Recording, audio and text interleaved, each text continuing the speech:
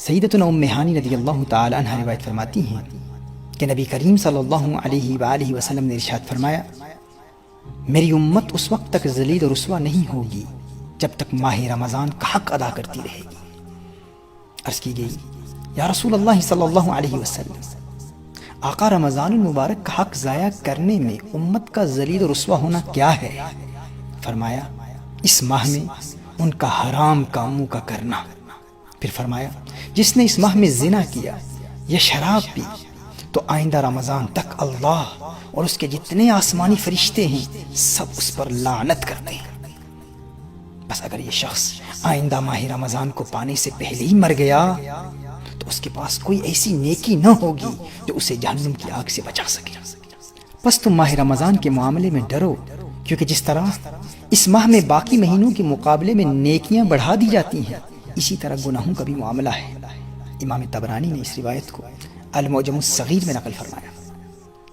ناظرین کرام، اگر ہم اپنی کھوئی ہوئی وراثت پھر حاصل کرنا چاہتے ہیں اور ملت اسلامیہ کو اس کے عروج رفتہ سے دوبارہ آشنا کرانا چاہتے ہیں تو بجائے اس کے کہ ہم رات دن امت کی ذلت و رسوائی کا رونا روتے ہوئے اسلام دشمن اندرونی اور بیرونی طاقتوں پر اعتراض کرتے رہیں، آئیے ہم رمضان المبارک کا حق ادا کریں، ان پاک ساعات میں گناہوں سے بچتے ہوئے گڑ گڑا کر امت کی سلامتی کے لیے دعائیں کریں۔ ناظرین کرام، افراد سے اقوام بنتی ہیں۔ اگر ہم اپنی انفرادی زندگی میں رمضان المبارک میں تبدیلی لانے میں کامیاب ہو گئے تو رفتہ رفتہ سارے معاشرے میں انقلاب پیدا ہو جائے گا اور اللہ ملت اسلامیہ کو اس کا کھویا ہوا وقار پھر عطا فرمائے گا۔ حضرت انس بن مالک رضی اللہ تعالی عنہ روایت فرماتے ہیں کہ میں نے نبی کریم صلی اللہ علیہ وآلہ وسلم کو فرماتے ہوئے سنا، یہ رمضان تمہارے پاس آ گیا ہے، اس میں جنت کے دروازے کھول دیے جاتے ہیں اور جہنم کے دروازے بند کر دیے جاتے ہیں اور شیاطین کو قید کر دیا جاتا ہے۔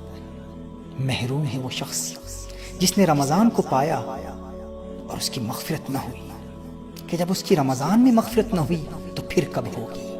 اس روایت کو مجموع الزوائد میں نقل کیا گیا ہے۔ ناظرین کرام، ملت اسلامیہ کے لیے رمضان المبارک ایک سالانہ تربیتی پروگرام کی حیثیت رکھتا ہے۔ یہ روحانی ٹریننگ کا مہینہ ہے۔ اگر اس مہینے میں ہم نے کامیاب ٹریننگ حاصل کر لی تو باقی 11 مہینوں میں بھی کامیابی ہمارے قدم چومے گی۔ ہاں، اگر اس ایک مہینے میں ہم ٹریننگ میں ناکام ہو گئے تو بعد میں کامیابی حاصل کرنا بہت مشکل ہو جاتا ہے۔ ناظرین کرام، اسے اس مثال سے سمجھنے کی کوشش کیجیے۔ دیکھیے، اگر کوئی باکسر کسی باکسنگ رنگ میں بغیر کسی مد مقابل کے ایک راؤنڈ میں صرف پنچنگ بیگ کو پنچ کر رہا ہو اور اسٹیمنا اس کا اس قدر کمزور ہو کہ بغیر کسی دوسرے باکسر کے صرف پنچنگ بیگ کو پنچ کرتے ہوئے وہ تھک جائے اور کھڑا نہ رہ سکے اور دعویٰ یہ کرے کہ باقی 11 راؤنڈز میں دوسرے باکسر کو بھی ہرا دوں گا، تو آپ کہیں گے نادان انسان، بغیر کسی مد مقابل کے، بغیر کسی مخالف کے، بغیر کسی اپوننٹ کے تو ایک راؤنڈ میں بھی کھڑا نہیں رہ سکتا، تو باقی 11 راؤنڈ میں جب تیرا مد مقابل تجھے مار رہا ہوگا تو اس کا مقابلہ کیسے کرے گا؟ ناظرین کرام، اسی طرح سال کے 12 مہینوں میں یہ ایک مہینہ ہے رمضان المبارک، جس میں ہمارا دشمن قید کر دیا جاتا ہے۔ اب رنگ میں ہم اکیلے ہیں، کوئی حملہ کرنے والا نہیں ہے، پھر بھی ہم نمازیں قضا کر رہے ہیں، پھر بھی ہم حرام موویز دیکھ رہے ہیں، پھر بھی ہم غیبتیں کر رہے ہیں، پھر بھی ہم گناہوں کا ارتکاب کر رہے ہیں، اور دعویٰ یہ ہے کہ بعد میں ہم ضرور نیک بن جائیں گے اور مغفرت حاصل کر لیں گے۔ تو کوئی بھی سمجھدار شخص کہے گا کہ جب رمضان شریف میں شیطان بند ہے، کوئی حملہ کرنے والا دشمن ہے ہی نہیں، تو پھر بھی گناہوں کا ارتکاب کر رہا ہے۔ جب حملہ کرنے والا آزاد ہو جائے گا تو پھر تو کیسے مغفرت حاصل کرے گا؟ اسی لیے میرے آقا صلی اللہ علیہ وآلہ وسلم نے ارشاد فرمایا، محروم ہے وہ شخص جسے رمضان ملا لیکن مغفرت نہ ملی۔